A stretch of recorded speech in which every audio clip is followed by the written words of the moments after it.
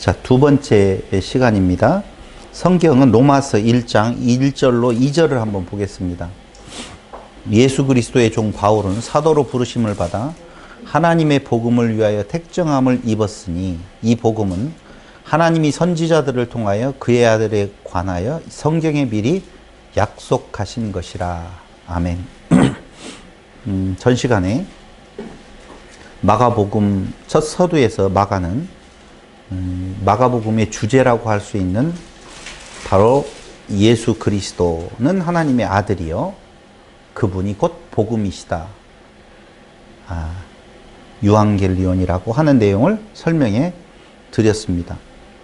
그러므로 이어서 말씀을 드린다라고 보면 예수님은 복음의 주인이시면서 그 복음을 전달하는 전달자이시기도 하다라고 말씀을 드렸죠.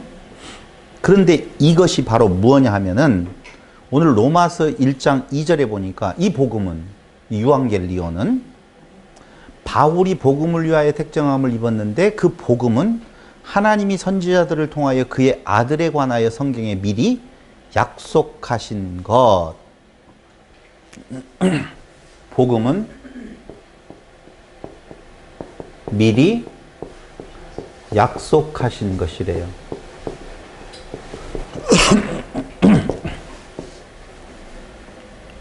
그럼 미리 약속하신 것이라고 이야기할 때에 약속하신 것은 에팡겔리아예요. 약속하신 것은 뭐라고요?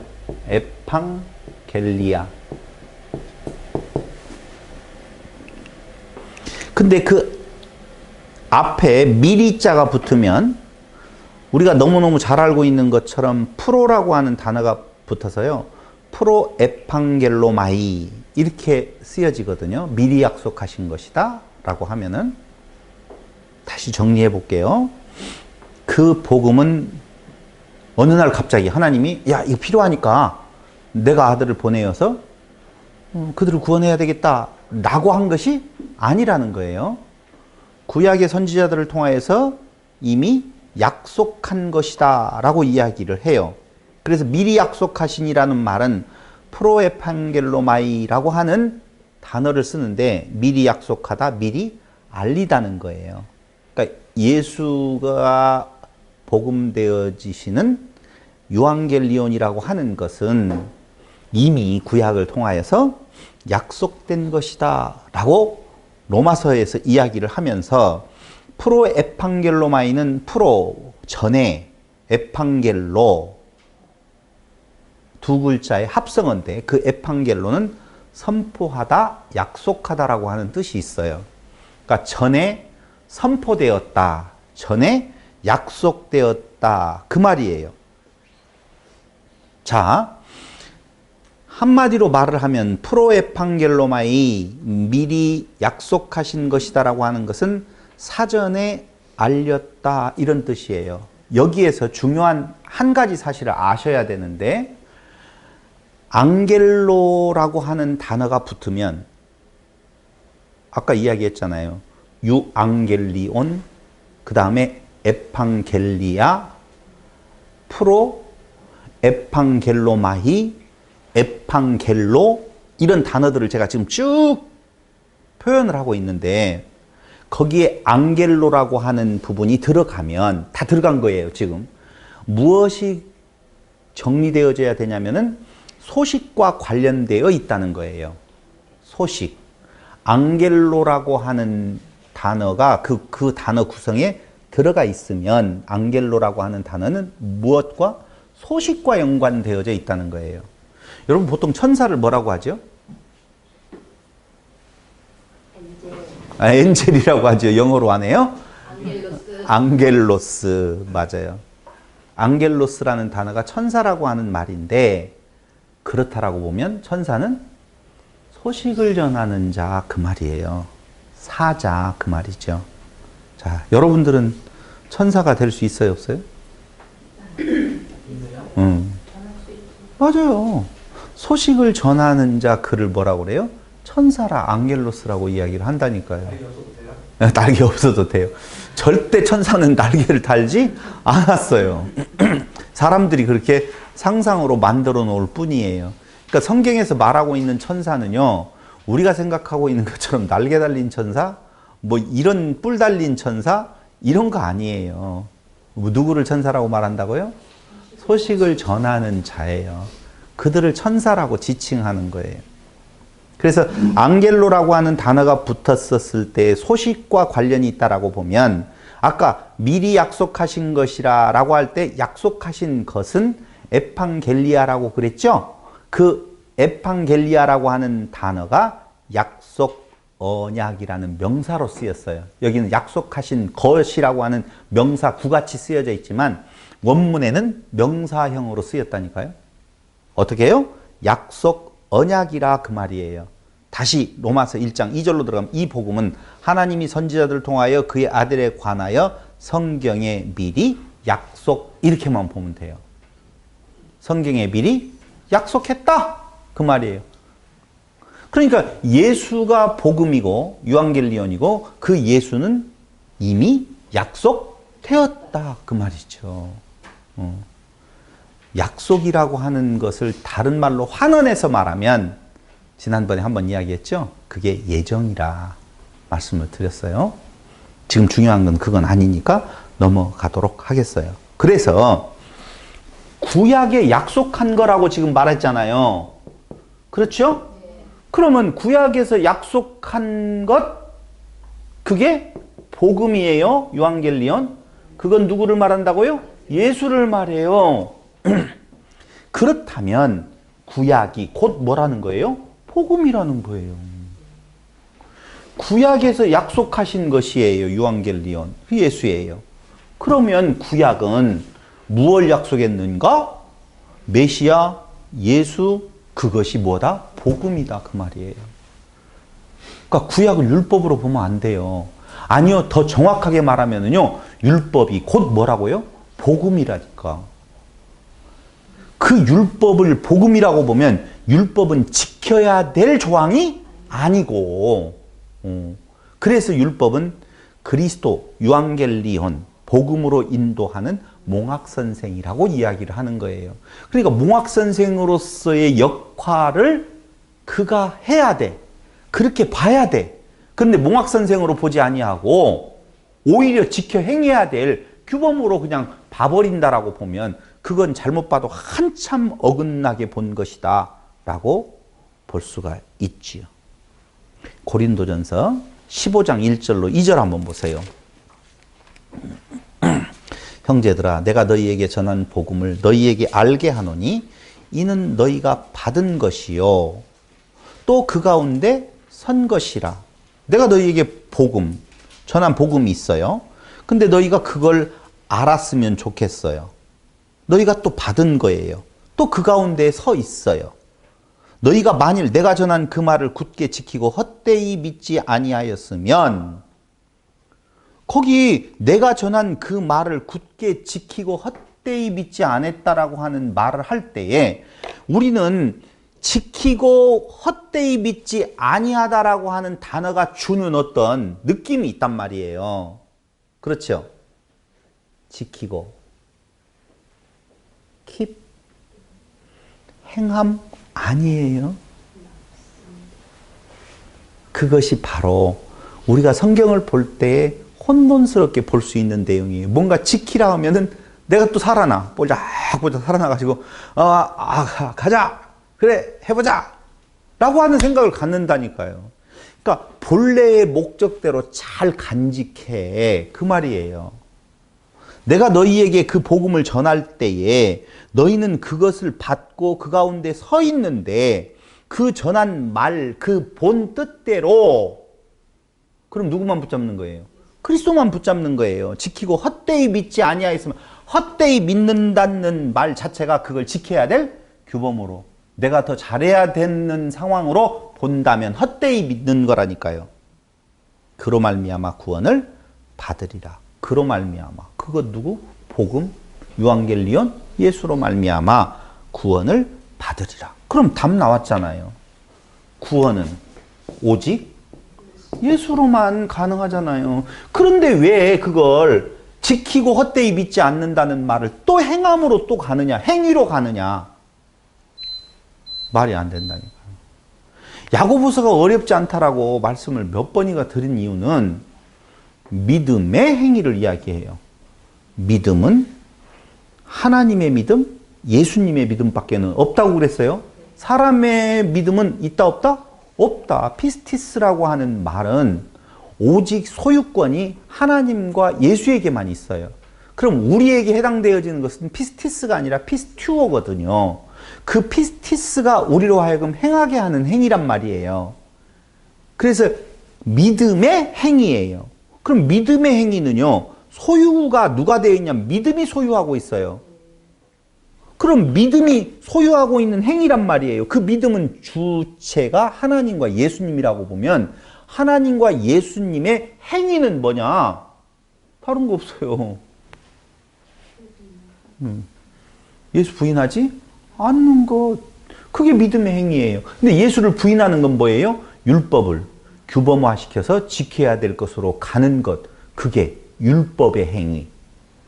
율법이 말하고 있는 바 진정성 있게 찾아가는 것이 아니라 그 끝을 보고 그걸 내가 섬겨드리겠다라고 하는 쪽으로 설정해버리는 것이 그게 잘못된 행위라 그 말이에요. 야고보서는 그걸 경계하는 거예요.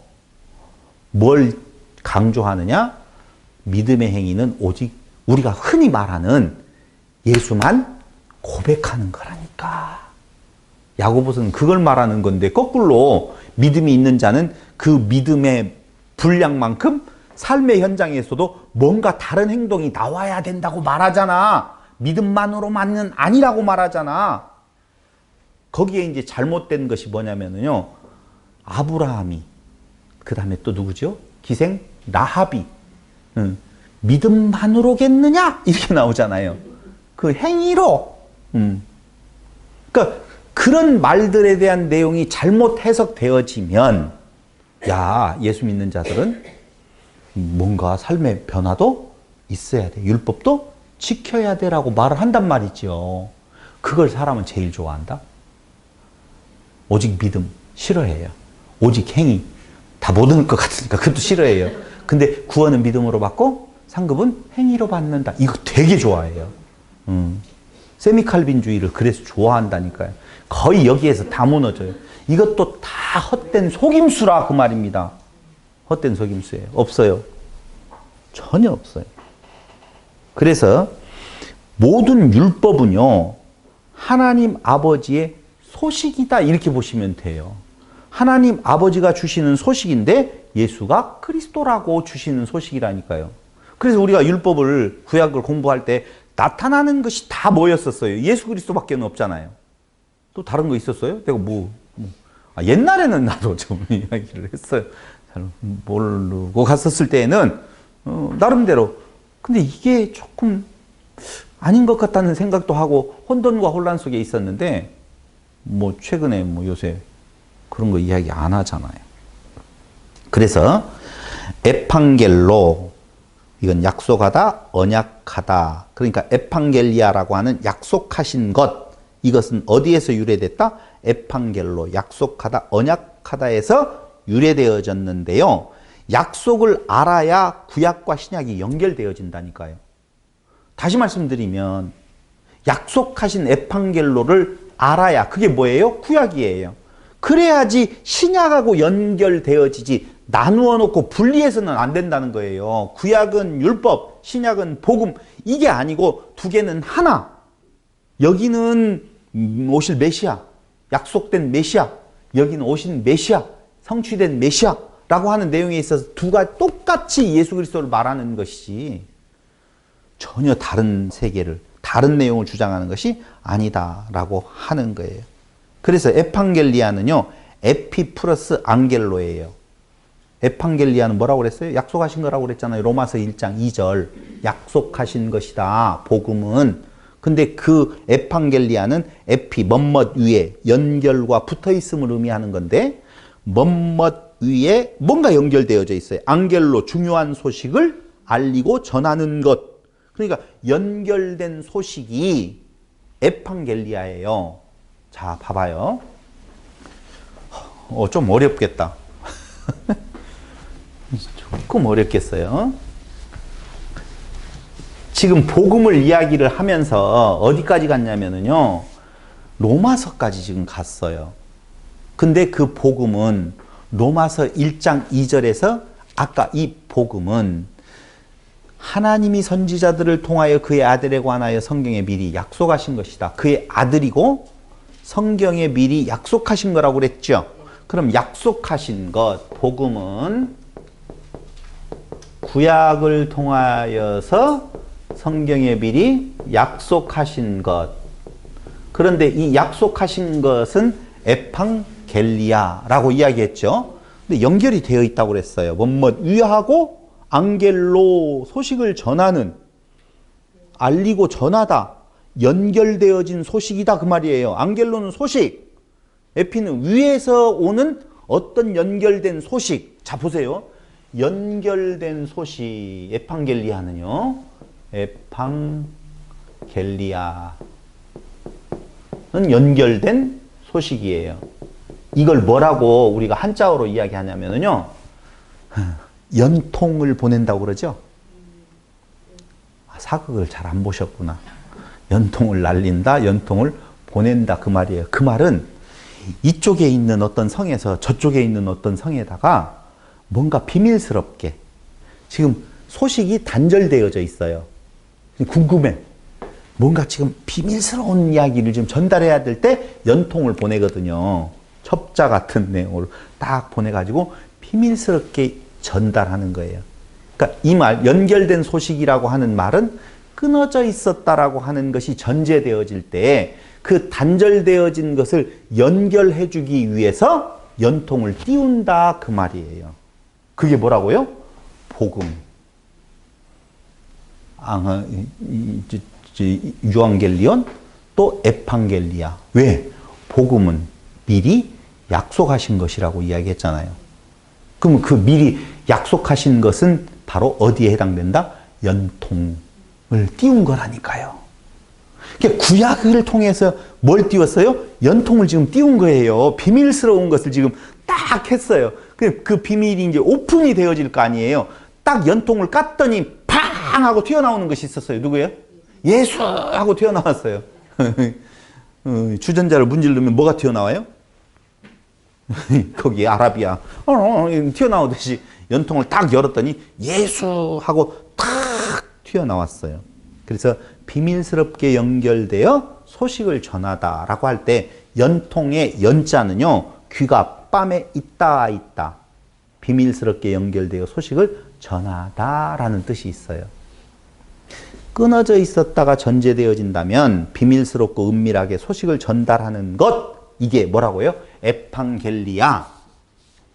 조금 전에 이야기했던 말씀대로 하면 구약을 통하여서 미리 약속하신 것 그 말이에요. 예수는 갑자기 어느 날 저 유대 땅 베들레헴에 태어나가지고 사람이 제법 똑똑해서 당신이 메시아로 등극한 것이 아니라 하나님께서 에팡겔리아, 미리 약속하신 것이고 그 미리 약속하신 에팡겔리아가 연통의 역할을 해서 그게 뭐가 되었다? 복음, 유앙겔리온이 되었다. 지금 그 말이에요. 이거 하나 풀면 이제 그 다음부터는 좀 쉽게 나가는데 여기가 가장 중요한 주제라고 그랬잖아요. 서론 안 했잖아요. 지금 뭐 언제 누가 썼느냐 뭐 이런 그 단어가 나오는 걸 보면은 이 사람은 뭐 어떤 사람이다 이런 건 전혀 없어요. 왜냐하면 그런 설명 없이 써내려가니까 저도 그냥 그렇게 마가의 그 분위기를 따라서 지금 가고 있는 거예요. 조금 어렵더라도 같이 가자고요. 그렇다라고 보면 우리가 참고적으로 마태복음 6장 7절을 한번 보세요.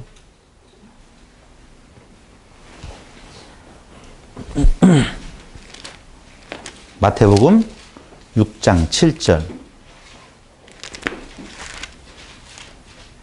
기도할 때 어떻게 기도하라는 내용이 나오잖아요. 또 기도할 때에 이방인과 같이 6절부터 한번 볼게요. 5절부터 또 너희는 기도할 때 의식하는 자와 같이 하지 말라. 그들은 사람에게 보이려고 회당과 큰 거리 여기에 서서 기도하기를 좋아하느니라. 이 기도라고 하는 것이 프로시코마이에요. 프로시코마인데 기도는 하나님의 뜻을 구하는 거잖아요. 근데 그 뜻이 지금 하나님이 미리 약속하신 거예요? 그렇잖아요. 근데 그 하나님의 약속하신 에판겔리아는요, 비밀스러운, 단절되어질 때 비밀스럽게 연결되어져서 소식을 전하다라고 하는 의미가 있다고 그랬어요. 그럼 기도할 때에 하나님의 뜻을 우리가 알기 위해서 어떻게 프로시코마에 하라고 나오느냐? 거기 외식하는 자와 같이 하지 말라. 그들은 사람에게 보이려고 회당과 큰 거리 여기에 서서 기도하기를 좋아하느니라. 내가 진실로 너희에게 이르노니 그들은 자기 상을 이미 받았느니라. 외식하는 기도, 보이려고 하는 모습. 자, 1번. 두 번째, 너는 기도할 때 내 골방에 들어가 문을 닫고 은밀한 중에 계신 내 아버지께 기도하라. 은밀한 중에 보시는 내 아버지께서 갚으시리라. 어디에 들어가라? 골방에서 기도하라는 거예요. 은밀하게 기도하라. 은밀하게. 그런데 이렇게 하면 어떻게 한다? 갚아주신다. 이건 이미 상을 받았다. 받을 상이 이제 없다. 이 땅에 상 받고 끝! 외식하는 모습. 왜 기도하죠?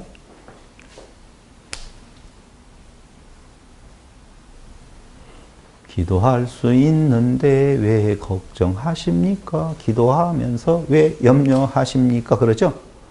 기도는 왜 해요? 나이가 죽으려고요.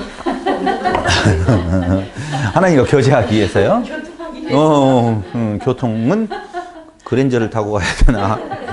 KTX를 타고 가야 되는 건가는 잘 모르겠지만은, 우리가 기도라고 하는 것도 프로시코마이는 하나님의 뜻을 구한다라고 하는 거거든요. 교통은 내가 요구해서 오는 것이 아니라 하나님의 뜻을 알면 교통이 되는 거예요. 그렇죠. 그렇죠. 그럼 하나님의 뜻은 뭐예요? 그의 보내신 자 예수를 아는 것이라고 이야기를 했어요. 그럼 예수 그리스도를 왜 알아야 돼요? 영생을 얻기 위해서. 영생을 얻으려면은 무슨 문제를 해결해야 돼요? 죄의 문제가 해결되어지기 때문에 그렇다 그 말이에요. 그럼 프로시코마이 하는, 기도하는 자들은 전제되어지는 것이 죄 아래 있다는 거거든요. 죄 아래 있다는 거예요. 근데 죄 아래 있는 자들이 나 죄 있어요 라고 큰 거리 여기에 있어서 나 죄 있어요 이렇게 하고 있는 모습은 방금 이야기했던 그 논리에서 프로시코마이 하는 것이 아니라는 거예요. 자기가 있다고 하는 거예요. 자랑하려고. 나는 이렇게 기도한다. 나는 이렇게 착하게, 난 하나님의 뜻을 내가 구해서 내가 하나님의 뜻에 맞춰주려고 한다. 라고 하는 쪽의 기도는 사람들이 보기에 와 대단해. 상 이미 받았어. 근데 그 본질, 기도의 본질하고는 상관이 없어. 그 말이에요. 그럼 기도는 어디 가서 해야 된다고요? 골방. 골방은 어디예요? 골방이 있어야지 하지. 단칸방에 사는데.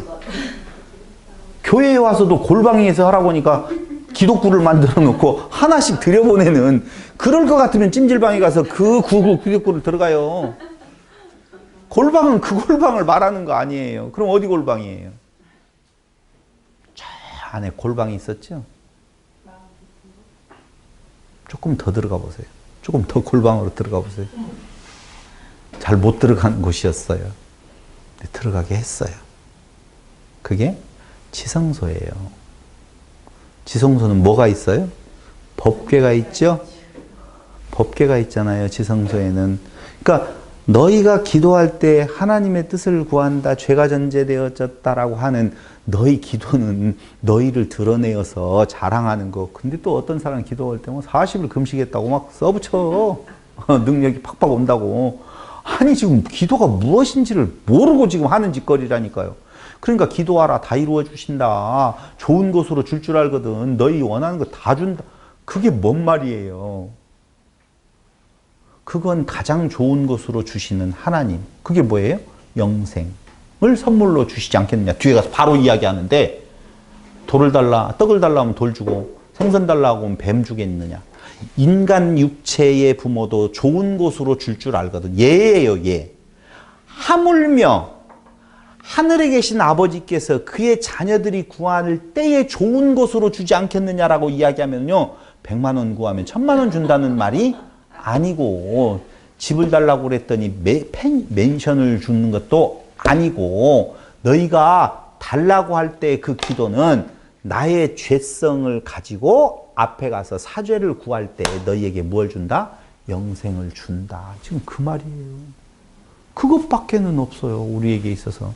그래서 골방에 들어가라고 하는 말은 그 골방 안에 들어있는 것이 분명히 있다는 거예요. 골방, 타메이온에 들어가서 은밀한 중에 계시는 하나님께 크립토스, 하나님께 프로슈코마이 하라라고 하는 건데, 그 골방이 제가 조금 전에 말씀드렸던 지성소를 가리키고, 그 지성소는 인간의 죄, 법궤 위에 법궤가 있어요.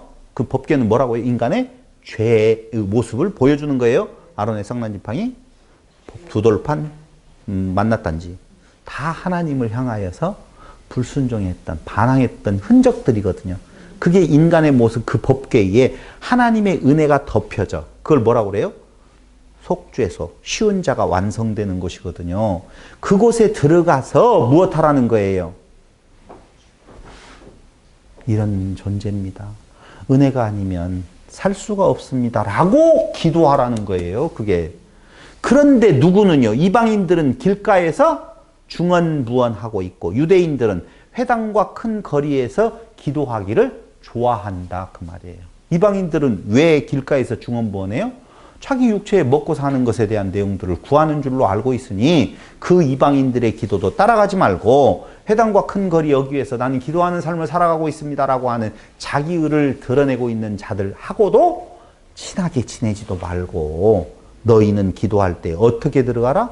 골방에 들어가서 은밀한 중에 보시는 그 아버지께 무엇을 구하는 거예요?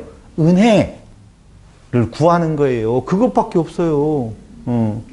내일 입시가 있는데 아들 서울대학교 가게 해주세요. 잘 보기, 뭘 잘 봐. 잘 보기는 잘 봐. 잘 보려면 눈이 좋아져야 되는데 눈이 나빴나? 그럼 토비콤 먹고 가야지. 아니 토비콤이라고 해서 또 선전이 되어져 버렸네. 그런 거 절대 아니에요. 인간의 죄라고 하는 개념이요, 어떻게 우리가 알 수가 있는, 어떻게 분리할 수 있느냐면요, 윤리와 도덕으로 편협된, 폄하된 율법. 율법을 행해야 될 규범으로 폄하된 것으로 만들어버리는 것. 그게 인간의 죄예요. 몸을 불사르는 곳에 내어주는 율법으로 난 열심. 그런데 몸을 불사르는 곳에 내어줄지라도 뭐가 없으면, 사랑이 없으면 아무것도 아니다라고 그랬잖아요. 그래서 희생제사만 열심히 행하는 그것을 짐승 잡아가지고 막 하나님 앞에 자기 잡는 을을 드리는 거예요. 그건 내가 죄인입니다. 내 대신 죽는 이 제물, 내가 죄인임을 고백합니다라고 하는 죄성의 고백이어야 되는데, 제사 드렸죠.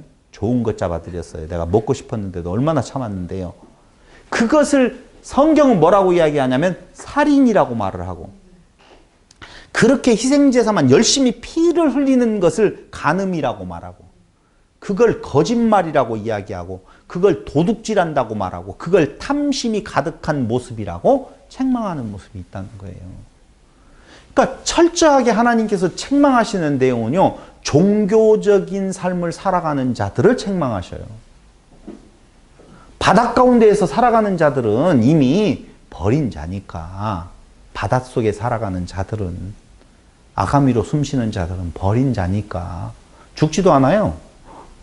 코로 호흡하는 것은 죽어도요, 아가미로. 그때 궁금했잖아요. 노아의 홍수 때 물고기는 죽었을까 안 죽었을까? 그러니까 어떻게 말하냐면요, 야, 민물에 사는 고기들은 살았을 거 아니야. 그러니까 어떤 목사님이 이제 그걸 해결을 해야 되잖아요. 그러니까 이렇게 말을 한 거예요. 바닷물이 넘쳐서 섞였어. 그럼 바닷고기는 살았을 거 아니야. 아니야. 농도가 바닷물도 아니고 민물도 아니어서 둘 다 죽었대. 그럼 민물과 바닷물을 오가는 물고기는 살았을 거 아니에요. 그때 수족관 만들어서 물고기는 잡아 들어갔나 안 들어갔나? 너무 어려워요. 근데 그런 말 전혀 아니란 말이에요. 여기에서 말하고 있는 내용은. 그래서 다시 말씀 또 드린다라고 보면 인간의 죄, 이것이 우리는 겉으로 행하는 살인, 거짓말, 도적질이라고 생각하지만 그게 아니고 하나님의 것을 탈취하는, 하나님의 영광을 자기 걸로 만드는 그 율법의 외적 행위를 통하여서 내가 의롭다라고 말하고 그 희생 제사의 의미를 알지 못하고 제사 드리는 자기의 모습을 의롭게 여기는 그것을 향하여서 너희는 살인자다. 너희가 간음한 자다, 거짓말하는, 도둑질하는 자, 탐심이 가득한 모습이라고 책망하시더라. 그 말입니다. 사도행전 1장 4절로 5절을 한번 보세요.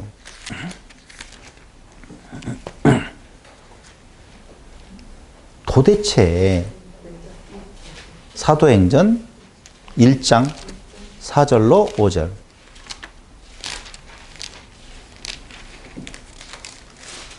사도와 함께 모이사 그들에게 분부하여 이르시되 예루살렘을 떠나지 말고 내게서 들은 바 아버지께서 약속하신 것을 어떻게? 기다리라. 왜 그래요? 어떻게 그럼 우리가 살아야 될 것인 건가? 도대체 이렇게 희생제사라고 하는 것에 의한 살인, 간음, 거짓말, 도둑질, 탐심이 가득한 모습으로 살아가고 있는 우리, 중언부언하는 이방인들과 같이 해당에서 큰거리 여기에서 자기를 드러내려고 기도하기를 좋아하는 유대인들과 같지 않으려면 어찌해야 될 것인 건가 궁금하지요? 그게 뭐냐면은요, 거기에 예루살렘을 떠나지 말고 내게서 들은 바 아버지께서 약속하신 것을 기다려. 요한은 물로 세례를 베풀었으나 너희는 몇 날이 못되어 성령으로 세례를 받으리라 하셨느니라. 성령을 받아야 된다는 거예요. 다시 말씀드리면 성령을 받게 되어지면 인간의 의를 드러내려고 하는 거기에서 떠나서 오히려 자기의 본 모습을 보고 하나님 앞에 은혜를 구하는 모습으로 살아가는 바울의 모습과 같은 모습 나타날 수 있죠. 성령을 받아야 되겠죠. 성령 받으셨어요? 주여. 성령 받으셨나요?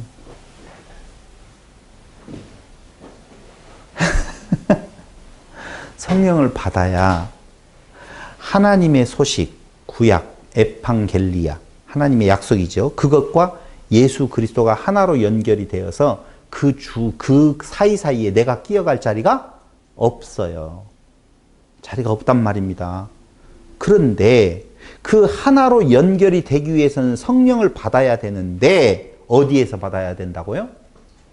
골방에서 받아야 된다고요. 어디에 떠나지 말고 예루살렘을 떠나지 말고 그래서 그들은 마가의 다락방에 거기가 골방이라는 말 하는 거 아니에요. 그 형태상으로 말하는 거 아니에요. 그러니까 그들이 그 골방 그 마가의 다락방에 모여가지고 약속하신 것을 기다리라라고 이야기할 때는 그 약속하신 것이 어느 때 약속하신 거예요? 구약에 약속하신 거예요. 그래서 하나님의 영을 부어주면 예언할 것이고 뭘 볼 것이고 막 그렇게 이야기를 하잖아요. 그게 무슨 말이냐면요. 골방에서 성령 세례를 받게 되어지면 그것이 아버지의 연통을 기다리는 거예요. 너희들 지금 기다려. 내가 연통을 너희에게 보내줄게. 몇 날이 못 되어 성령으로 세례를 받을 것이다. 그 말이에요. 성령으로 세례를 받으면 세례라고 하는 것은 물두멍, 홍해, 세례 같은 의미로서 물에 빠져서 죽어. 그게 세례예요. 그 다음에 그 세례받은 곳에서 물에서 빠져나오는 것까지가 뭐라고요? 세례의 의미를 가지고 있다 그 말입니다. 그건 옛사람이 죽고 옛사람은 누구냐면요. 자기를 드러내려고 하는 모습이에요. 새 사람이 부활하여 나오는 것을 지금 성령을 기다려라. 성령의 세례를 받아야 된다 지금 그 말이거든요. 그렇다라고 보면 이 율법의 홍수, 말씀의 홍수, 안티그리스도. 홍수가 내리잖아요. 세례는 물하고 연결되어져 있죠? 물이 내려요. 그러면 그 물에 의해서 지금 세례를 받아요. 죽어요. 그러면 그 죽음의 물은 뭐냐면요. 율법의 홍수예요. 말씀의 홍수거든요. 안티그리스도라고 하는 율법, 그 율법 자체에서 빠져나오는 것이 중요하다고요. 물에서부터 구원받았다라고 하는 것이 오늘 세례의 의미를 가지고 있는 거예요. 베드로전서 3장 20절로 21절 보세요.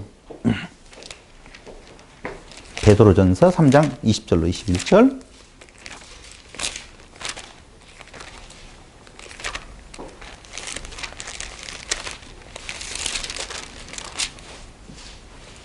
그들은 전에 노아의 날 방주를 준비할 동안 하나님이 오래 참고 기다리실 때에 복종하지 아니하는 자들이라. 방주에서 물로 말미암아 구원을 얻은 자가 몇 명뿐이니 겨우 8명이라. 물은 예수 그리스도께서 부활하심으로 말미암아 이제 너희를 구원하는 편이 곧 뭐라? 세례라. 이는 육체의 더러운 것을 제하여 버림이 아니요 하나님을 향한 선한 양심의 간군이라. 다시 말씀드리면 이 세례로 인하여서 육체의 더러운 것이 제하여졌다? 아니에요. 세례 받으면 된다고 그랬는데 잘 들어보셔야 돼요. 저 이야기를. 제하여 버림이 아니요 하나님을 향한 선한 양심의 간군이라 라고 이야기할 때에 그 양심의 간구라고 하는 것은 슈네이데시스라고 하는 헬라어를 쓰는데요. 그 양심이라고 하는 단어는요. 이건 의식, 생각이에요. 그러니까 양심이라고 하는 단어보다는 뭐라고요? 의식, 생각이라고 번역하는 것이 좋아요. 그러니까 이때 그 세례를 통하여서 깨어나기 시작했다. 지금 그 말이에요. 그러니까 깨어나서 점진적으로 이제 자라나야 될 거 아니에요. 성령으로 세례를 받으면 완벽하게 사람이 변한다, 안 변한다? 안 변한다니까요. 그것을 지금 제가 여러분들에게 슈네이데시스라고 하는 의식, 생각이 전환점이 오는 거예요. 여러분들 생각에 전환점이 왔어요, 안 왔어요? 왔다고 대답 좀 해주세요. 왔어요, 당연히. 근데 완벽하지 않아요. 완벽하지 않아요. 그래서 예정이라고 하는 말을 약속이라고 하는 하나님의 언약이라고 하는 내용 쪽에서 안 보고 창세전에 구원받을 자와 육이 될 자를 둘이 나누어 놨다. 이런 식으로 보면 안 된다라고 몇 번이고 지금 말씀을 드리는 건데요. 이런 거예요. 세상 바다에서 아가미로 숨쉬며 살아가는 인간 군상들을 부정한 짐승으로 살아가고 있는 모습이에요. 바다는 그거예요. 그런데 바다가 죽은 자들을 내어준다고 요한계시록 20장 13절에 나와 있어요. 무엇 하려고요? 심판을 하려고. 바다가 죽은 자들. 그러니까 바닷속에 있는 살아가는 자들은 죽은 자의 산자예요? 그건 죽은 자라고 이야기한다 그 말입니다. 그런데 아가미로 숨쉬는 자들인데 여기에서 구원받았다라고 하는 말은 그 세례는 거기에서 죄로 어떻게 하고? 죽고 골방에서 다시 새로운 삶을 산다니까요. 새 사람으로 새 사람이 부활하여 나오는 것, 그것이 몇 날이 못되어 너희가 무엇으로? 성령으로 세례를 받는다는 의미라고요. 그럼 몇 날이 못되어 성령으로 세례를 받는다라고 하는 말, 거기 성령은 무엇을 뜻하느냐 라고 하면 깨끗한 말이라니까요. 요거 조금 있다가 제가 또 설명을 해드릴게요. 성령으로 세례를 받는다라고 할 때에 우리가 생각하고 있는 내용은요, 또 다른 어떤 영적 그런 어떤 존재, 영물. 성령 한 번이라도 보셨어요? 볼 수가 없죠? 왜요? 영이니까 이렇게 생각을 하잖아요. 여러분 정확하게 말씀드리면은요, 성령과 악령이 있어요. 성령과 악령이 있어요. 예수님을 시험한 것은 성령이 했어요? 악령이 했어요? 악령이에요. 성경으로 말하면 사탄이 했다고 그래요. 예수님은 그때 이 아이, 이 눈으로 그 사탄을 봤을까요? 안 봤을까요? 예? 그때 속에 들어가 있는 영을 어떻게 보겠어요, 악령은? 예수님도 못 봤을까요? 그럼 혹시 귀신은 본 적 있어요? 귀신도 못 봤어요. 못 봤죠. 근데 여기 우리 지금 있는 사람 중에서 귀신 본 사람 아무도 없을 거예요. 지난번에 한 명 있었어요. 저기 임실 거기에서 할 때는 귀신 봤다고 그랬잖아요. 봤다고 했는데 그렇게 중요한 귀신이 왜 이렇게 많은 성도들에게 어쩌다가 한 명씩만 보이고 대부분의 성도들은 귀신도 못 보고 성령도 못 보고 사탄도 못 보고 몽달 귀신은 봤나? 처녀 귀신만 봤나? 가끔 처녀 귀신은 흰 옷 입고 나오기도 하죠. 꿈속에서. 그걸 말하는 거 아니에요. 근데 그 상상을로 통하여서 만들어낸 것이 귀신, 영적 존재들에 대한 내용으로 그렇게 보고 있는데 그게 아니에요. 예수님은 누구세요? 말씀이 육신이 되어 이 땅에 오심에 하나님의 은혜와 진리가 충만하더라.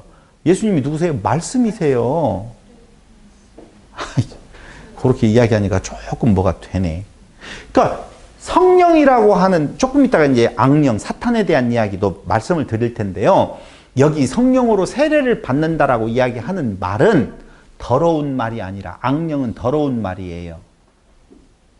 성령은요, 깨끗한 말이고, 깨끗한 영, 더러운 영이거든요.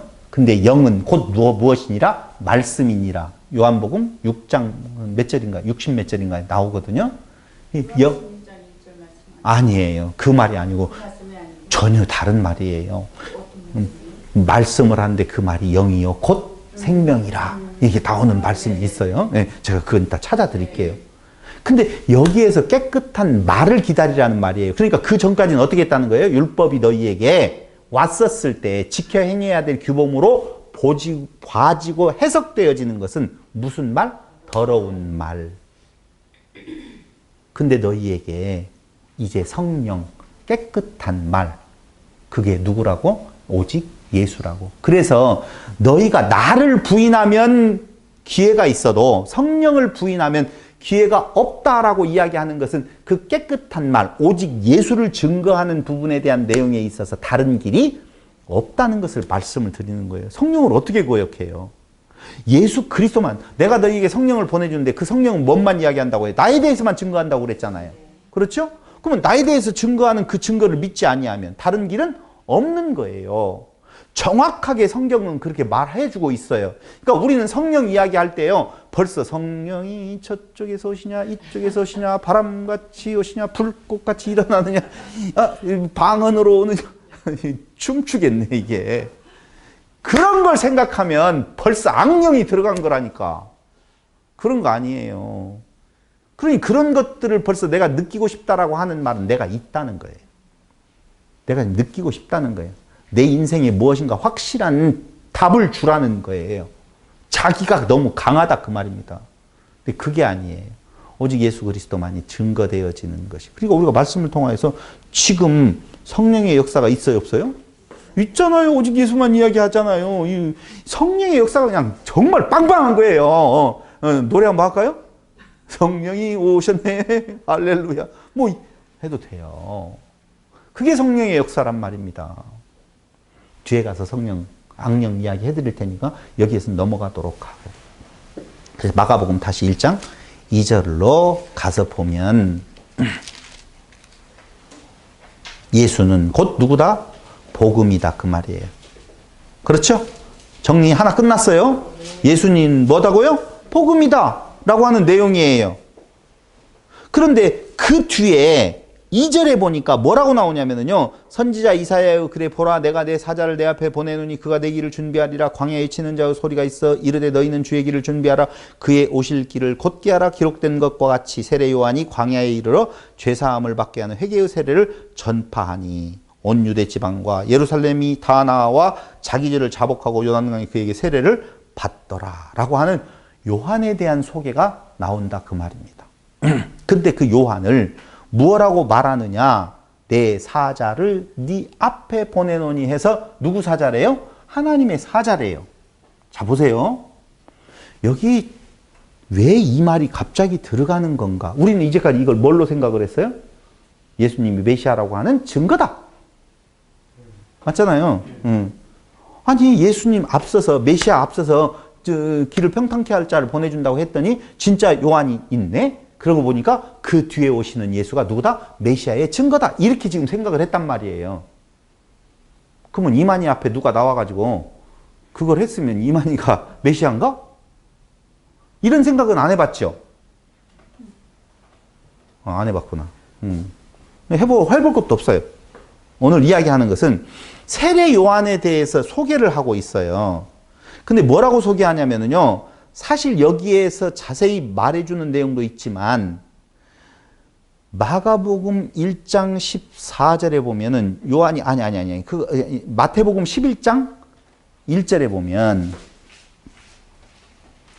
11장 11절에 보면 여자가 낳은 자 중에 가장 큰 자다고 말해요. 이 말은 선지자보다 더 나은 자다. 11장 9절에서 마태복음 지금 이야기하고 있어요. 마태복음 11장으로 넘어가 보세요. 마태복음 11장에 가보면은요. 이렇게 나와 있네요. 9절. 그러면 너희가 어찌하여 나갔더냐? 선지자를 보기 위함이었더냐? 옳다. 내가 너희에게 이르노니 선지자보다 더 나은 자니라. 세례 요한은 선지자보다 더 나은 존재래요. 선지자보다 더 나으면은 가장 나은 선지자지요. 그렇잖아요. 구약의 모든 선지자보다도 가장 더 나은 존재다라고 지금 이야기를 하고 있어요. 그래서 그것에 대한 결론적인 표현이 여자가 낳은 자 중에 가장 큰 자다. 그렇게 이야기를 하고 있어요. 여기 중요한 거 여자가 낳은 자 중이라고 하는 말이에요. 하나님이 낳은 자가 아니에요. 여자가 낳은 자 중에 육체로 되어지는 부분에 있어서 가장 큰 자인 세례 요한. 두 번째, 그러나 천국에서는 극히 작은 자라도 그보다 크다. 우리는 천국에 갔어요. 지금 세례 요한이 들어와 있어요. 내가 들어갔어요. 내가 높아요? 세례 요한이 높아요? 그거 옛날에 고민 많이 했어요. 여러분 누가 높다고 생각하세요? 누가 천국 아랫목에 있을 것 같아요? 세례 요한이 이은재가? 그런 것이 이제까지 해석했던 방식이에요. 그제까지 방식. 그러니까 구약의 모든 성도들보다 신약 성도가 훨씬 높지 않아요. 이렇게 생각을 하면. 이 그런 말이 아닌데 이 말이 무슨 말이냐면요. 요한이라고 하는 존재에 대해서 강조를 해요. 요한은 선지자 부재 시대를 겪고 있었던 이스라엘에게 갑자기 나타난 혜성과 같이 나타난 그가 메시아가 아닌가라고 생각할 정도로 근데 그는 약대 털옷을 입고 메뚜기와 석청을 먹을 정도로 근면과 성실과 그 다음에 금욕주의와 지도자로서의 삶의 모습이 얼마나 경건하고 도덕적인지 몰라요. 그러니 대단한 센세이션을 불러일으키면서 선지자이면서 이제까지 있었던 선지자들하고는 다른 금욕적인 생활을 하는 것을 보고 저가 우리의 메시아가 아닌가라고 생각할 정도로 대단한 인기가 있었단 말이에요. 대단한 인기가 있었다니까. 그가 그렇게 인정을 해버려요. 여자가 낳은 자 중에 가장 큰 자다 그 말입니다. 이때 말하는 것은요. 천국에서 극히 작은 자라도 그보다 크다라고 이야기할 때 그는 세례 요한을 말하는 것이 아니라 세례 요한이 가장 크다라고 이야기할 때 그는 그런 조건에서 크다라고 했잖아요. 이게 무슨 말이냐면 율법으로 이룬 의가 있다고 자랑하는 자의 의미예요. 율법을 그 율법의 기준으로 있어서 가장 우수한 삶과 그 율법의 믿음이라고 하는 삶을 살아낸 자라 할지라도 천국에서는 극히 작은 자, 당연히 작은 자지요. 없지가 않은데 뭐 큰 자예요. 그러니까 예수가 가장 작은 자 되어졌다면 그 안에 있는 우리도 뭐예요? 작은 자. 작은 자예요? 없는 자예요? 없는 자. 없는 자가 크다는 말은 율법의 의로는 안 된다. 지금 그 말을 하고 있다니까요. 세례 요한하고 지금 비교해가지고 세례 요한이 크냐, 네가 크냐, 내가 크냐. 이 도토리 키재기를 하는 것이 아니라 이야기했잖아요. 마가복음은 지금 두 가지를 대비하고 있다고요. 율법으로 이룬 아니야, 요한겔리온, 복음, 그리스도. 두 가지를 해서 이제는 복음의 출발이다. 무슨 내용으로 이룰 수 있었다면 예수 유앙겔리온이 올 이유가 없다는 거예요. 한마디로 말하면. 그래서 세례 요한을 강조하고 또 강조하는 다 복음서들이 다 그래요. 요한복음 빼고는요. 그래서 어느 정도로 강조하냐면 엘리야의 모습. 그게 낙타 털옷 입고 허리에 가죽들을 띠고 음식은 메뚜기와 석청이었더라 라고 하는 율법의 겉모습이 금욕적이고 도덕적인 생활을 하는 종교 지도자로서의 최고봉에 서 있는 자 그 말이에요. 그러니 그런 사람들은 따르는 무리가 있어요 없어요? 있다니까 많다니까요. 오늘날 한국 교회에 제법 큰 교회들이요 자랑을 할 때 우리 목사님은 얼마나 그러는지 몰라. 전주의 모 교회는 그 교회는 많아지면 자르고 얼마나 그러는지 몰라. 우리 목사님은 사례비도 안 받고 뒷돈만 받아. 사례비는 빵원이고 거마비는 억이야. 뭐 이렇게 해가지고 우리 목사님은 얼마나 우리 목사님을 왜 그렇게 강조하는지 몰라요. 다 똑같은 똥 싸면 냄새나는 놈들인데. 아니요. 그분들을 말하는 것이 아니라 저를 가리켜서 이야기하는 거라니까요. 지금. 근데 뭐가 목사가 대단한 존재라고 거기에다가 힘주고 있고 조금 겸손한 듯하고 이렇게 해야지 신령한 목사라니까. 아 성도님 가능하면 이렇게 하면 좋지요. 좋죠. 그냥 잘 안 돼요 이게. 성경책 여기다 놓고 가는데 이게 언제 들고 가겠어요. 아 제가 그런다는 거 아니었어요. 저는 갖고 다녀요. 웃자고 하는 이야기였었지만 그런 의미에 있어서 세례 요한은요 바리새인. 바리새인은 그 뜻이 분리된 사람들이라는 뜻이 있어요. 그러니까 너희하고는 달라. 우린 다른 생활을 하는 거야. 바른 생활의 최첨단이야. 사두개인. 율법으로 완전한 자들. 철학적 삶의 최고봉을 달리는 자들. 사회의 지도층 계급들이에요. 그러니까 분리되었다고 종교 생활을 하는 자들과 사회의 최고층에 있어서의 철학적인 삶을 살아가고 있는 존재들을 무엇할 수 있는 자예요? 책망할 수 있는 자예요. 뭐라고 말해요? 누가 너희에게 임박한 진노를 피하라 하더냐? 이 뭐라고 나오죠? 막 갖다 대잖아요. 그렇게 책망해도 그렇게 분리된 삶을 살고 그래도 한 시대에 그 지도급에 있는 사람들을 책망을 해도 그 책망이 먹힐 정도로 세례 요한은 거룩하게 살았다니까요. 근데 천국에서 어쩐다고요? 그 세례 요한이 작다면 그 나머지 것들 율법으로 잘 산다라고 하는 것들은 뭐요?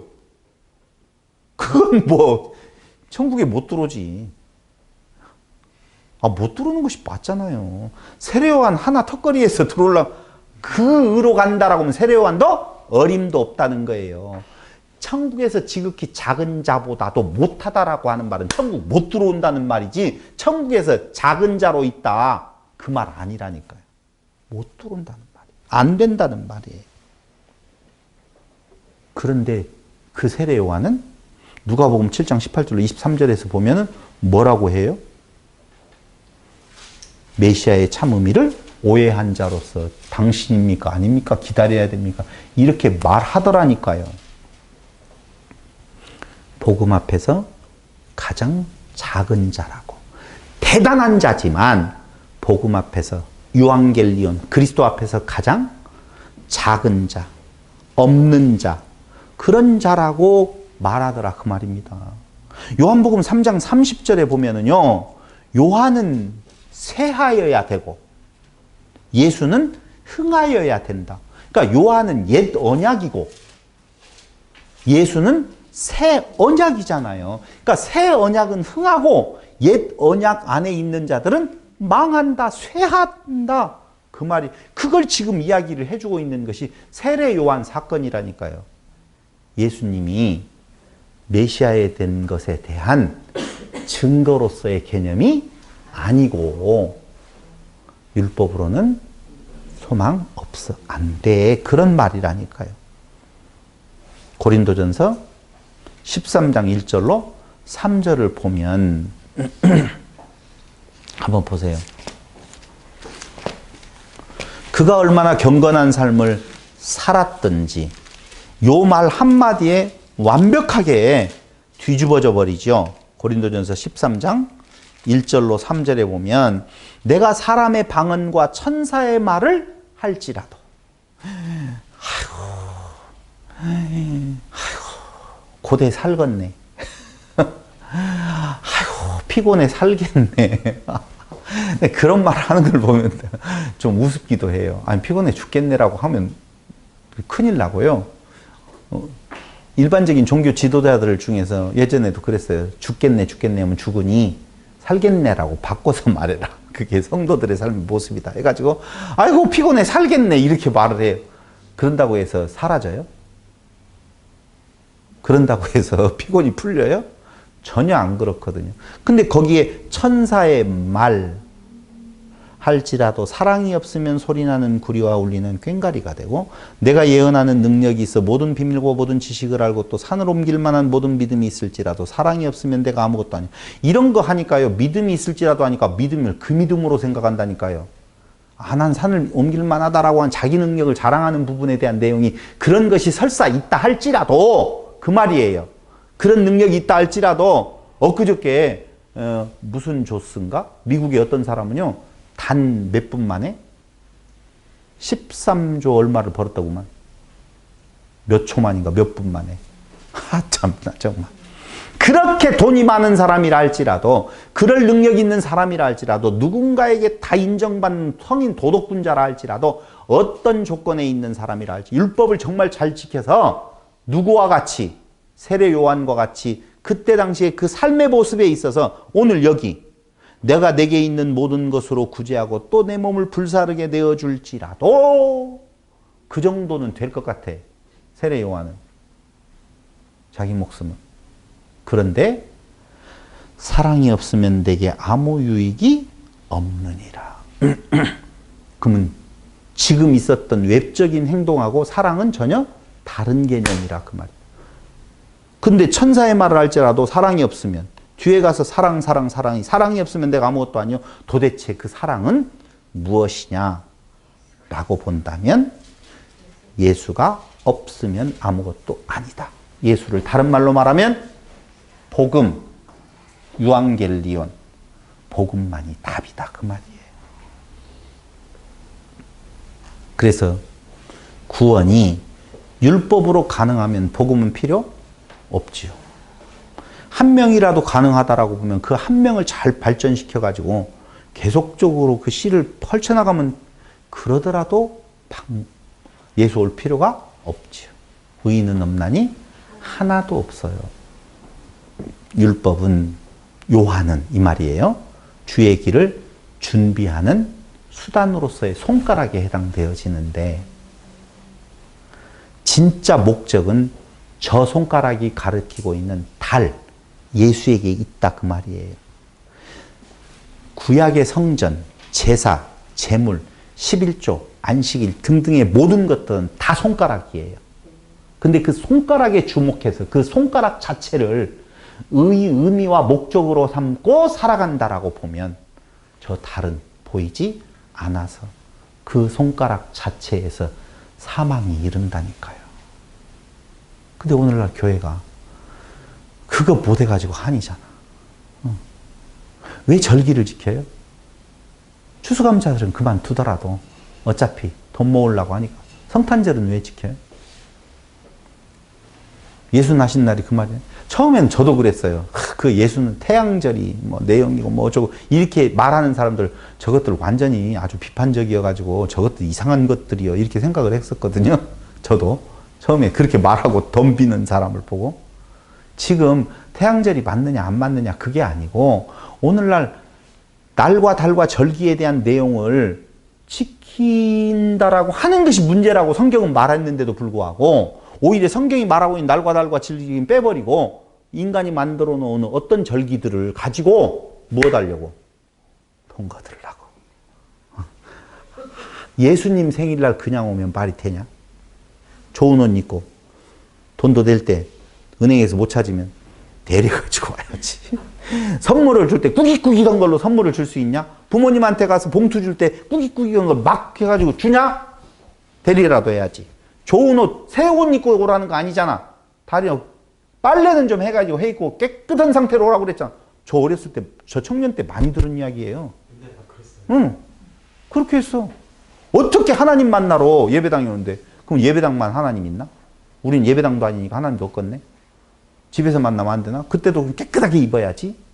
라고 하는 정말 유치찬란한 인간의 그 약한 부분에 대한 내용을 건드려서 종교 지도자라든가 어떤 단체의 이득을 위하여서 유치찬란한 모습으로 가고 있는 모습이 너무너무. 근데 그걸 좋아해.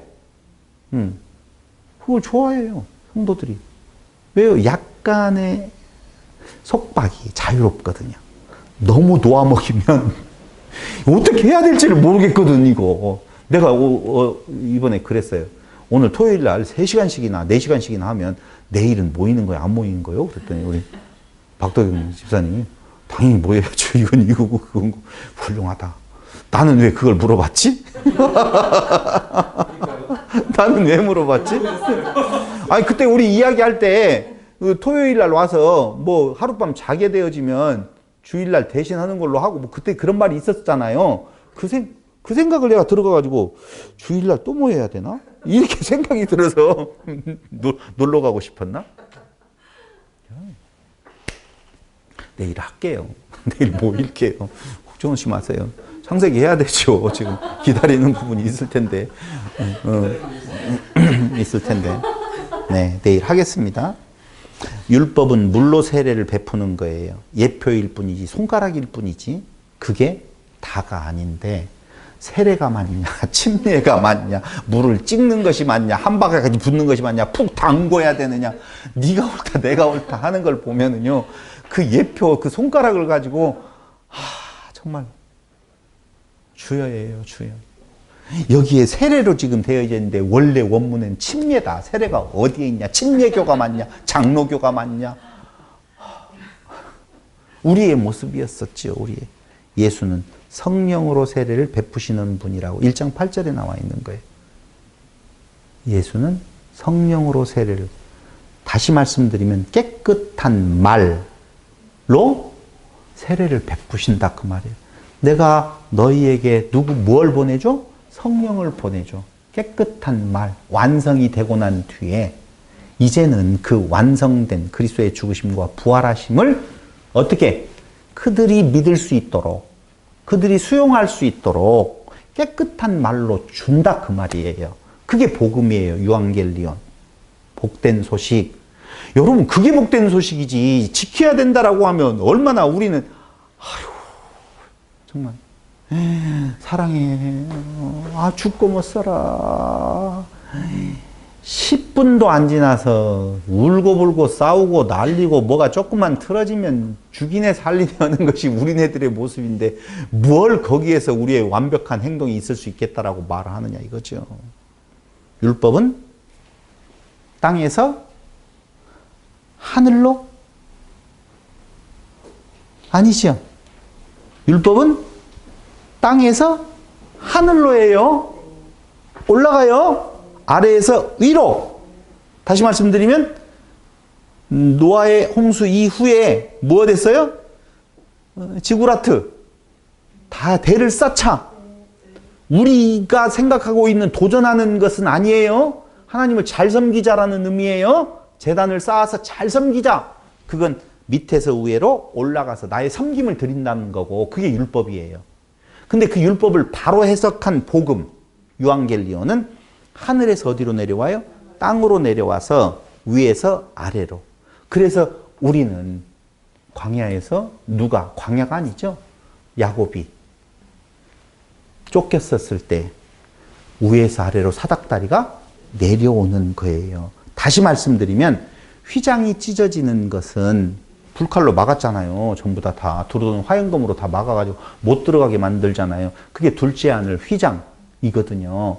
그것이 갈라져야만이 들어가는데 무얼로? 예수님의 육체로 그걸 갈라버리시잖아요. 그게 은혜란 말이에요. 그래서 지성소로 들어갈 수 있는 담력을 얻게 되어지는데 그건 위에서 아래로 찢어져. 위에서부터 내려오는 은혜. 그것이 하나님의 섬김. 율법은 나의 섬김. 나의 섬김이 좋잖아요, 우리는. 안 그래요? 섬기는 자가 되고 싶어요? 섬김을 받는 자가 되고 싶어요?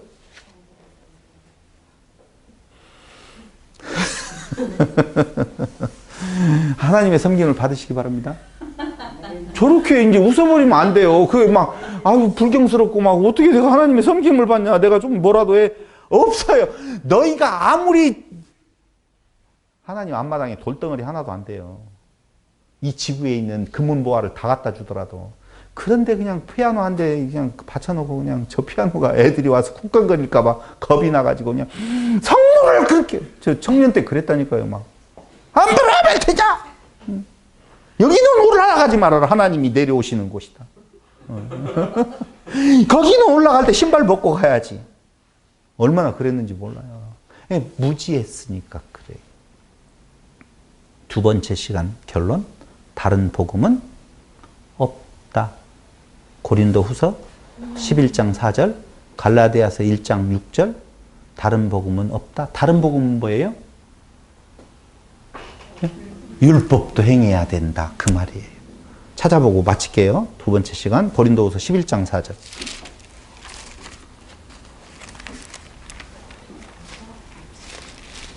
만일 누가 가서 우리가 전파하지 아니한 다른 예수를 전파하거나, 다른 예수예요.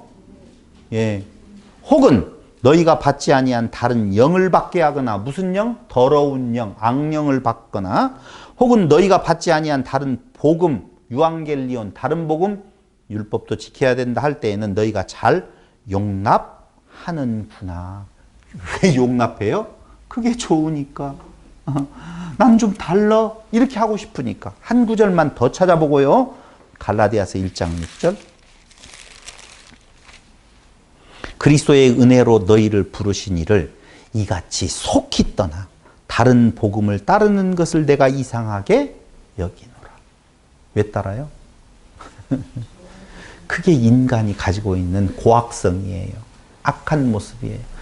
이거하고 싸우는 거예요. 그래서 바울은 내가 해산의 수고를 다시 해야 되겠다라고 하는 거예요. 너희들의 이 쉬운 변질이 내가 해산의 수고를 다시 해야 되겠구나라고 말할 정도라 그 말입니다. 다른 복음은 없습니다. 유앙겔리온 오직 예수 그리스도이십니다. 둘째 시간 마치겠습니다.